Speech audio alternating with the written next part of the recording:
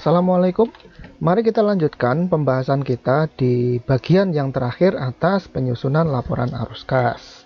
Di video materi part yang ketiga tadi kita sudah membahas tentang bagaimana menyusun laporan arus kas di cash flows from operating activities dengan menggunakan indirect method. Sementara di video materi part yang keempat kita sudah membahas bagaimana menyusun laporan arus kas dengan menggunakan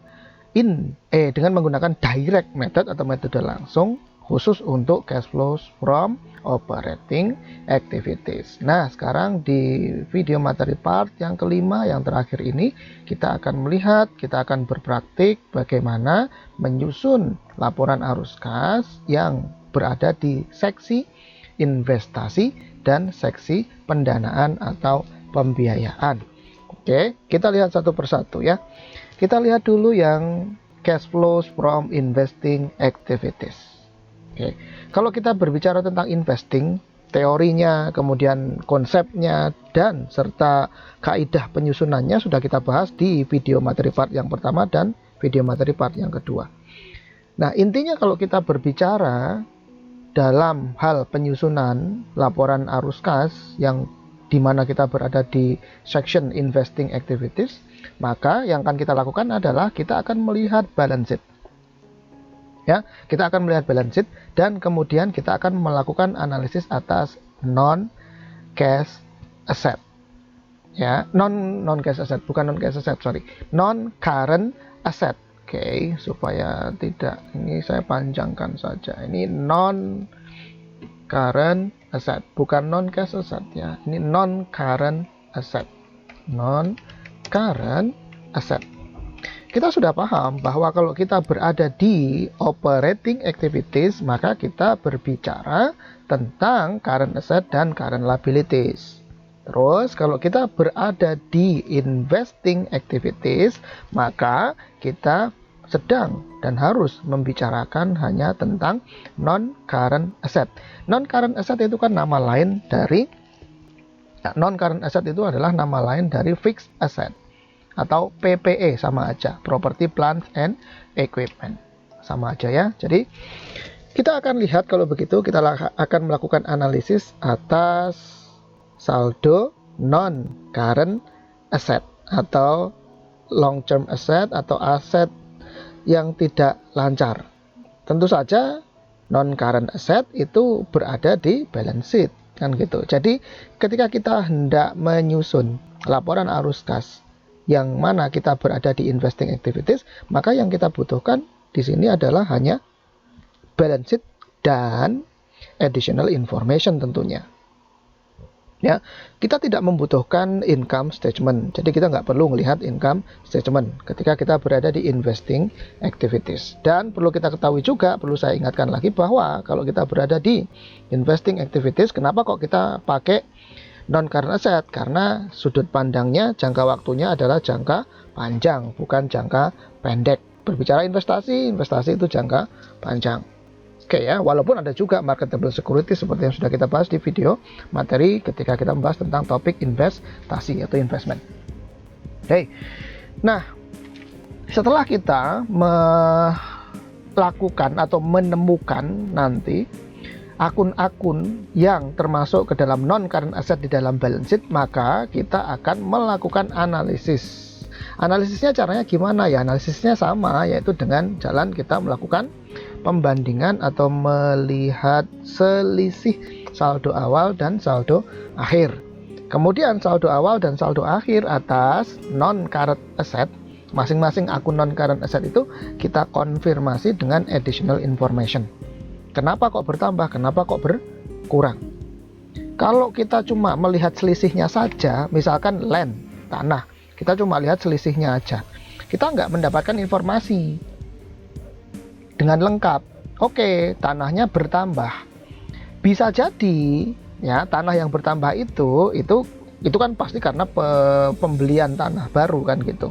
Pembelian tanah baru, tapi tidak menutup kemungkinan juga bahwa perusahaan itu di periode yang bersangkutan itu juga melakukan penjualan tanah walaupun tanahnya secara agregat bertambah. Gitu loh ya. Nah, maka hal itu mutasi tambah kurangnya non current asset itu nggak kelihatan di dalam balance sheet. Maka kita butuh additional information. Oke ya. Nah, sekarang kita lihat dulu, kita langsung berpraktek bagaimana kita lihat menyusun cash flows from investing activities. Kita lihat bukunya Pak Warren ya. Kita masih pakai contoh untuk Randall Incorporation ya, Randall Incorporation. Kita lihat di balance sheet-nya. Kita nggak perlu lihat income statement-nya. Lihat di balance sheet-nya, karena kita sedang mencari cash flow from investing activities, maka sekali lagi kita hanya akan mencari non-current asset atau fixed asset saja yang akan kita lakukan analisis. Kita lihat ya. Cash account receivable inventories ini merupakan current asset, jadi nggak usah kita lihat. Berarti kita lihat di bawahnya land. Oh, land jelas. Ini land ini merupakan non-current asset atau termasuk ke dalam PPE. Non-current asset. Land itu awalnya 125.000, kemudian saldo akhirnya menjadi 80.000, berarti ada pengurangan sebesar 45.000. Oke Pak, ada pengurangan 45.000, terus mau diapain? Oke, simpulan awal kita adalah kalau landnya ini berkurang, berarti landnya ini dijual. Tapi jangan kemudian memastikan bahwasanya berarti ini landnya dijual 45.000, udah langsung cash receipt from sale of land. Enggak begitu, 45.000 gitu, enggak begitu ya. Kenapa? Bisa jadi selain dia menjual tanahnya, si Randall Incorporation ini ternyata juga dia beli tanah baru kan gitu, bisa jadi gitu. Nah terus gimana dong Pak supaya kita bisa firm, supaya kita bisa benar-benar ngerti yang terjadi itu sebenarnya apa? Mutasinya itu mutasi tambah saja atau mutasi kurang saja, atau ada mutasi tambah dan kurang atas tanah ini. Nah, kita butuh additional information. Nah, ini nggak kelihatan di sini. Ya, sekali lagi ini tidak tampak di dalam balance sheet. Oke.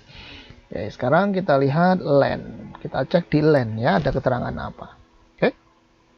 Kita lihat di ledger atau buku besarnya akun land. Kita lihat di sini saldo awalnya adalah 125.000. Oke, saldo awalnya 125.000. Kemudian saldo akhirnya 80.000. Kalau kita cuma ngelihat balance sheet, berarti ada pengurangan sebesar 45.000 yang tadi itu.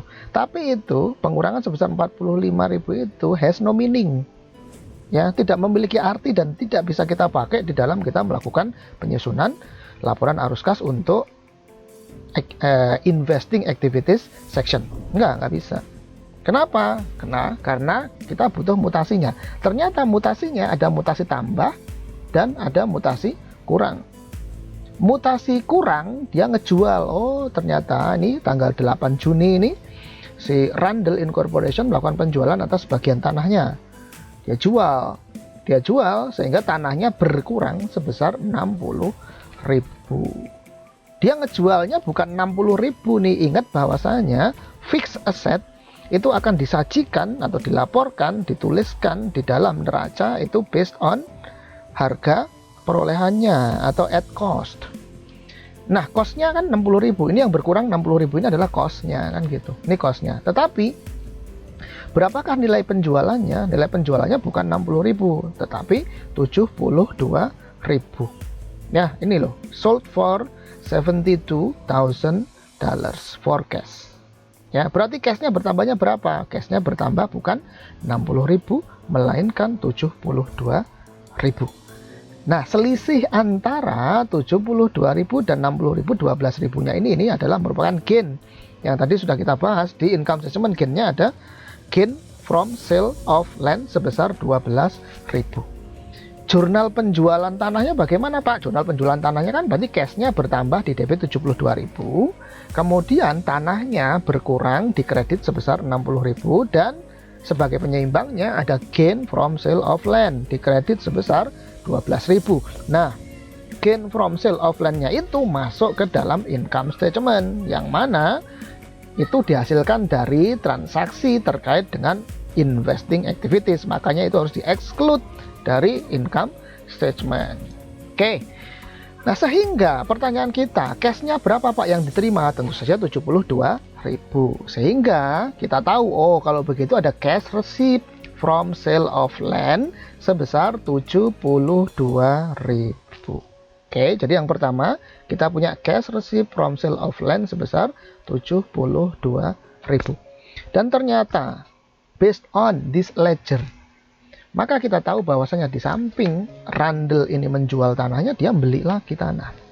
Oke, dia membeli tanah sebesar $15.000 for cash.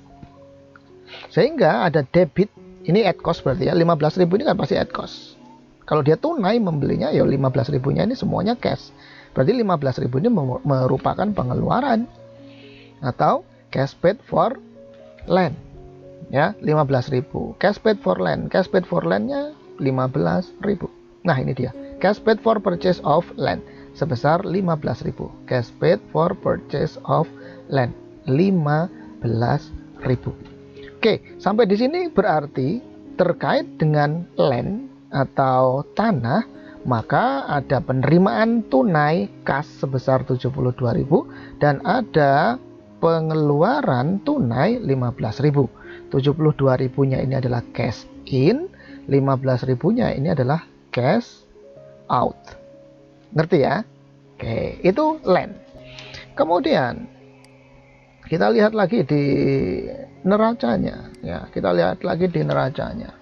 Land, oke, land sudah kita bahas. Ternyata ada dua hal, yaitu ada penerimaan 72.000 cash in dan ada cash out tadi berapa tadi?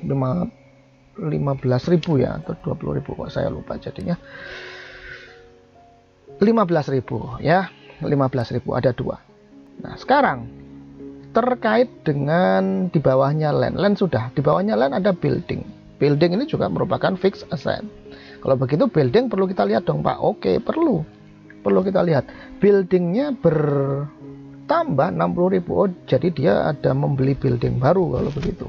Oke, tapi nanti dulu kita lihat, kita cermati. Kita butuh informasi lebih lengkap dengan mengulik atau melihat ledger dari akun yang bernama building. Kita lihat ya, building. Saldo awal buildingnya adalah 200.000. Ya, 200.000. Kemudian saldo akhir buildingnya adalah 260.000. Berarti ada penambahan 60.000. Sehingga dituliskan oleh si Randall Incorporation ada purchase for cash of building. Purchase of building for cash sebesar 60.000. Jadi dia beli bangunan 60.000. Pak, bagaimana dengan penyusutan Pak? Penyusutan nggak ada efek. Ya, nggak ada efek ke sini. Kan penyajian dari akun yang bernama building di dalam neraca disajikannya at cost. Sehingga depresiasi ini kan kemudian mengadjust atau menyesuaikan atau mengurangi nilai dari building, enggak demikian. Sehingga kemudian di sini tetap purchase forecast-nya 60.000. Oke, dan ingat bahwasanya depreciation itu enggak ada ngefek kepada cash, itu merupakan non cash transaction. Oke, fix berarti kalau begitu ada cuma pembelian aja ya, penambahan sebesar 60.000 itu hanya satu saja, yaitu pembelian building baru. Sehingga di sini ada cash paid for purchase of building sebesar 60.000. Cash paid for purchase of building 60.000. Oke, itu investing activities dari building. Oke, selain land dan building apakah masih ada? Kita cek lagi dulu di balance sheet-nya. Land, building sudah habis. Oke, kalau begitu jelas ya, sudah habis. Berarti investing activities-nya hanya diperoleh dari land dan building. Ya, dari land dan building. Kita coba cek di laporan arus kasnya. Ya, kita coba cek di laporan arus kasnya. Kita lihat cash flow from investing activities. Cash from sale of land 72.000, betul, tadi sudah kita bahas. Kemudian dikurangi dengan cash paid to purchase land, pembelian tanah 15.000 yang barusan kita bahas. Dan cash paid for purchase of building yang baru banget tadi kita bahas 60.000, beli building secara tunai.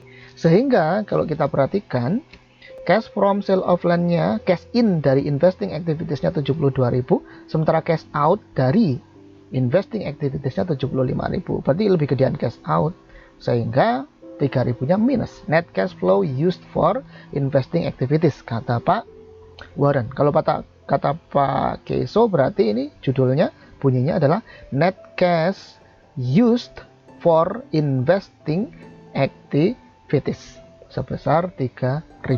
Tentu saja ini minus di sini karena nanti harus mengurangi. Oke, paham ya?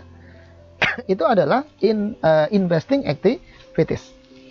Sekarang berikutnya, investing activities sudah selesai. Kalau begitu sekarang kita bahas cash flows from financing activities. Nah, ini bagaimana dengan cash flows from financing activities? Sudah kita bahas juga di video materi part pertama konsep dasar dan part kedua tentang guidance dalam menyusun laporan arus kas, bahwa kalau kita membicarakan cash flows from financing activities, maka kita sebenarnya membicarakan tentang long term liabilities dan equities. Kan gitu. Saya ulang ya, kalau kita berbicara tentang financing activities, maka kita membicarakan tentang sisi E dan sisi L dan sisi E. Sisi L-nya tentu saja adalah yang long term liabilities aja, karena yang current liabilities itu sudah diambil oleh operating activities. Jadi jelas ya, yang akan kita lihat hanya balance sheet, dan balance sheet-nya pun itu kita lihat hanya current liability, non current liabilities atau long term liabilities dan sisi equities. Oke, kita nggak akan lihat income statement juga. Tentu saja plus additional information. Karena sekali lagi additional information itu dibutuhkan karena di sini pergerakan bond payable gitu misalkan. Itu kita nggak tahu pergerakan bond payable-nya itu apakah di samping dia itu mendapatkan kucuran dana tambahan dari menerbitkan obligasi baru, apakah juga dia nge-retired atau melunasi bonds yang sudah expired, kan kita nggak tahu.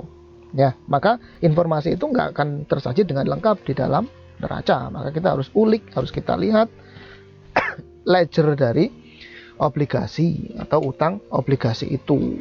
Atau kita juga perlu additional information. Gitu ya. Kemudian, nanti dari sini setelah kita lakukan analisis item akun-akun yang ada di balance sheet yang terkait dengan long term liabilities dan equities, maka kita akan mendapatkan nilai cash flows from financing activities. Oke, langsung saja kita lihat contoh di bukunya Pak Warren. Kita lihat lagi neraca. Oke ya, kita lihat neraca. Yang pertama adalah kita mau ulik tentang long term liabilities. Long term liabilities, ini kelompok liabilities. Income taxes payable, dividend payable, ini ngaitnya kalau dividen itu berarti ngaitnya ke equities ya, nanti itu. Kemudian bonds payable. Ya, bonds payable. Nah, bonds payable ini jelas nih long term liabilities. Oke, kita cek bonds payable. Kita lihat buku besar atau ledger dari akun bond payable. Saldo awalnya 150.000, kemudian saldo akhirnya 100.000. Kalau begitu, obligasinya bonds payable-nya berkurang. Kalau bond payable-nya berkurang, berarti dia bayar. Bayarnya di sini tentu saja bukan bayar bunga, karena bunga itu tidak mengurangi bond payable kan gitu. Pembayaran bunga tidak mengurangi bond payable. Berarti berkurang karena apa Pak? Tentu saja karena melunasi bond payable-nya, ya, melunasi bond payable-nya. Berarti obligasinya sudah jatuh tempo, kemudian dibayar oleh si Randall Incorporation. Sehingga tanggal 30 Juni ini ada keterangan retired by payment of cash at face amount sebesar 50.000. Jadi Randall Incorporation ini pada tanggal 30 Juni dia melakukan pembayaran pelunasan atas utang obligasinya, bond payable-nya sebesar 50.000 tunai cash. Sehingga cashnya akan keluar atau cash out.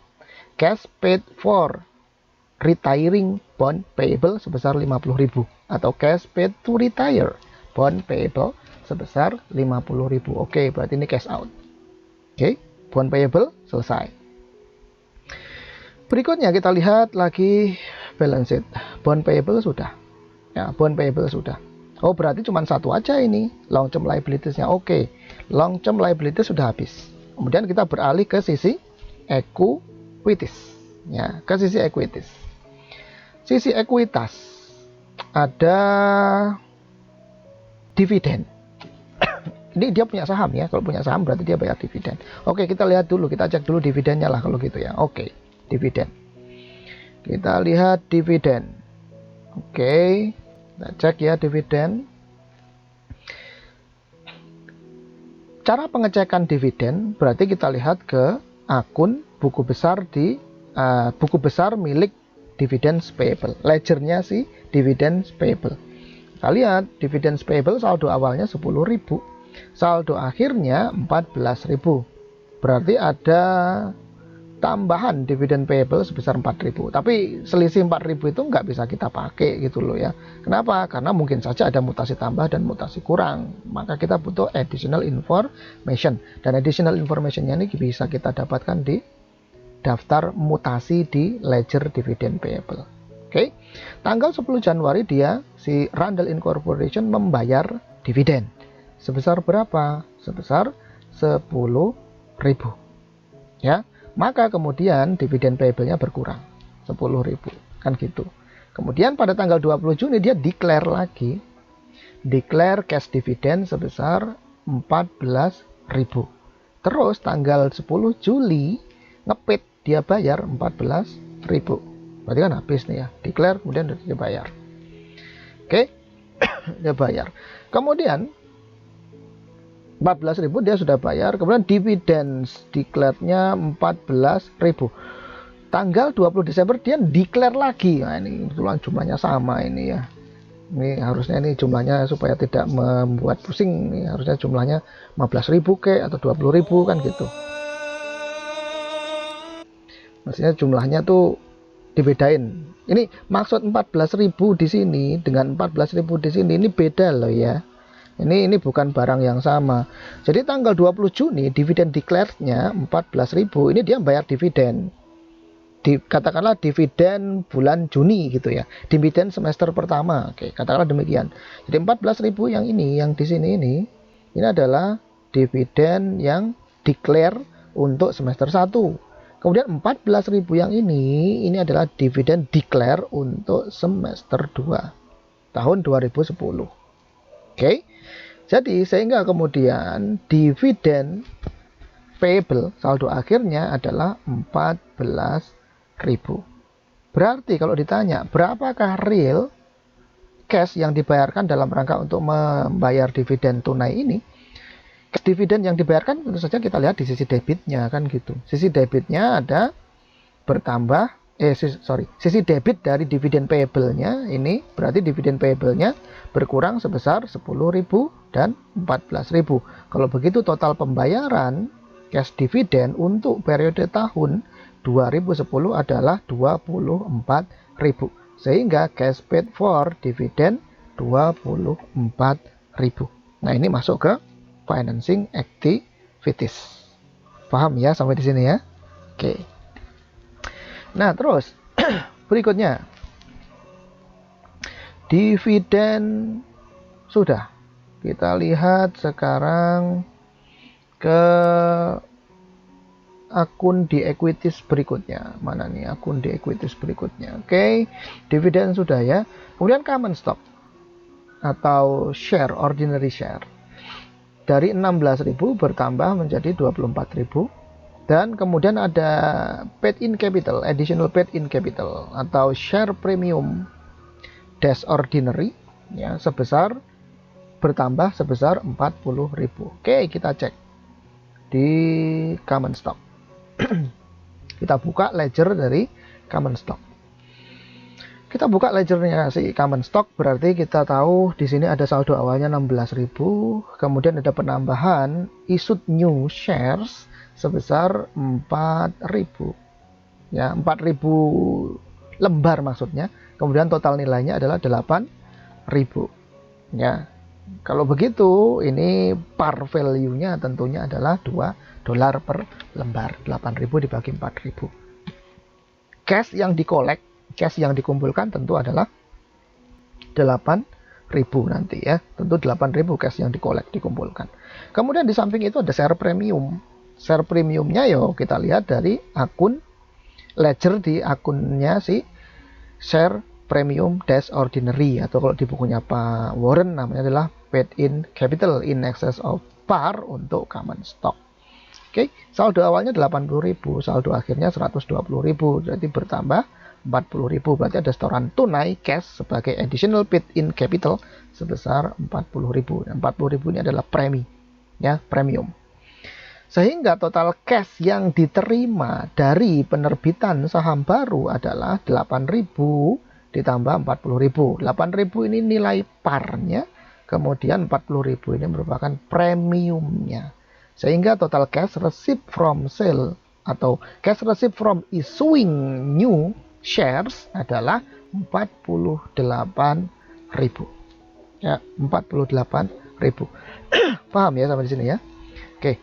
Lalu yang terakhir kita lihat lagi nih, masih ada apa enggak balance sheet. Kita lihat, kita cek di sisi ekuitas masih ada enggak akun yang terkait. Common stock sudah, paid in capital sudah, returning sudah. Tadi kita yang pertama kita sudah cek ketika kita pengen mengetahui berapakah saldo net income-nya. Ya, berarti ini udah, ini enggak. Ya, ini enggak. Total stockholders equity enggak, ini cuma total L dan E ini jelas juga enggak. Berarti sudah habis. Aktivitas financingnya hanya berasal dari bond payable, kemudian common stock, dan additional paid in capital. Ya, bond payable-nya tadi dia meretire sebesar 50.000. Dia ngelunasi bond yang sudah jatuh tempo 50.000, berarti cash out. Kemudian dari stoknya tadi ada 48.000 cash in. Sekarang kita cek di laporan arus kasnya. Nah, ini laporan arus kasnya ya. Cash flows from investing activities tadi sudah. Cash flows from financing activities. Kita lihat cash received from sale of common stock tadi 48.000. Betul ya, nggak ada masalah. Cuma satu aja. Kemudian cash paid to retire bond payable 50.000 tadi sudah kita bahas, dan yang terakhir cash paid for dividends sebesar 24.000. Oh ya, satu lagi dividen tadi ya, 24.000. Sehingga kita jumlahkan ini cash in-nya sebesar 48.000, cash out-nya sebesar 74.000, berarti minus 26.000.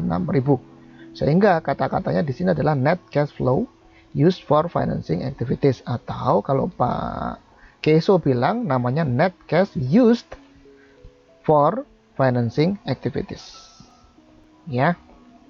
Sebesar 26.000 negatif. Karena use kan berarti negatif.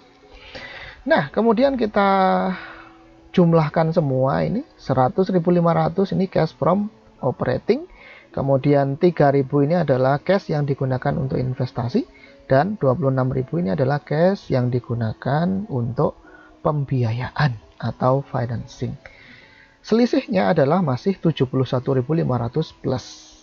Kalau 71.500 plus artinya cashnya bertambah, saldo cashnya bertambah sebesar 71.500 atau increase in cash sebesar 71.500. Nah, saldo awal cashnya adalah 26.000, berarti saldo akhir cashnya adalah 26.000 ditambah 71.500 sama dengan 97.500. Oke. Nah, sampai di sini berarti kita sudah berhasil membuat laporan arus kas untuk Randall Incorporation. Oke. Nah, sekali lagi kita wrap up ya. Ini bahwa laporan arus kasnya pasti terdiri dari 3 macam kelompok activity, yaitu cash flows from operating activity, whatever mau menggunakan direct atau indirect method nanti akan menghasilkan net cash flow from operating activities sebesar 100.500 positif. Kemudian ada cash flows from investing activities used sebesar 3.000. Kemudian ada cash flow from financing activities used sebesar 26.000. Sehingga ada kenaikan cash sebesar 71.500 ditambah dengan saldo awal menghasilkan saldo akhir kas. sebesar 97.500 dan angka 26.000 saldo awal dan 97.500 saldo akhir ini harus terkonfirmasi di dalam neraca komparatifnya. Coba kita cek ya. Di comparative balance sheet-nya setelah kita cek betul ya. Saldo awalnya 26.000, saldo akhirnya 97.500 sehingga ada increase in cash sebesar 71.500. Berarti klop semuanya sudah betul, nggak ada masalah. Oke, sampai di sini kita sudah selesai membahas semuanya terkait dengan statement of cash flows. Oke, saya harap kita dapat semakin paham, dapat semakin ngerti, dan mudah mempelajari materi terkait dengan laporan arus kas ini. Terima kasih atas perhatiannya. Assalamualaikum warahmatullahi wabarakatuh.